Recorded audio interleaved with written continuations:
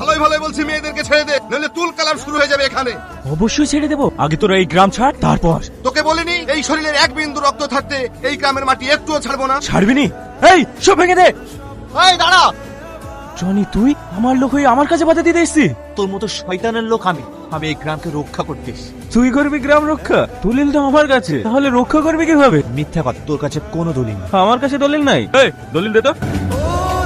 কি ব্যাপার? সাদা ব্যাপার কেন? দলিল কই? তুই মনে হয় এটা খুঁজছিস?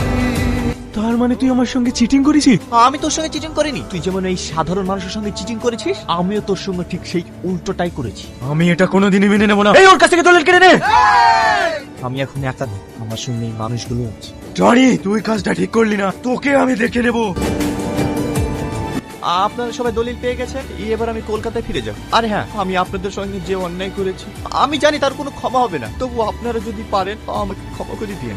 না না ভাই, আমরা তো কিছু না জানি তোমার গায়ে হাত তুলেছি, কিছু মনে করো না ভাই। আরে না ভাই, আমি কিছু মনে করিনি, ওটা ছিল আমার পাপের ফল। আপনারা সবাই ভালো থাকেন, আমি আসছি। দাঁড়াও টনি, আজ তুমি এই গ্রামের জমি জায়গা সবকিছু আমাদের হাতে ফিরিয়ে দিয়েছো। এই মেয়েটা যে পাগলের মতো তোমাকে ভালোবাসে, ওর কি হবে? দেখেন চাচা, আমিও ওকে অনেক ভালোবাসি, কিন্তু আবার কিন্তু কিসে? তাহলে তো হয়ে গেল। তোমার মেয়ে টনির সঙ্গে বিয়ে দিয়ে এই গ্রামের দায় দায়িত্ব সবকিছু ওর হাতে দিতে চায়। তোমরা কি বলো? হ্যাঁ ঠিক ঠিক, হ্যাঁ তাই বলে, হ্যাঁ, হ্যাঁ, হ্যাঁ, হ্যাঁ।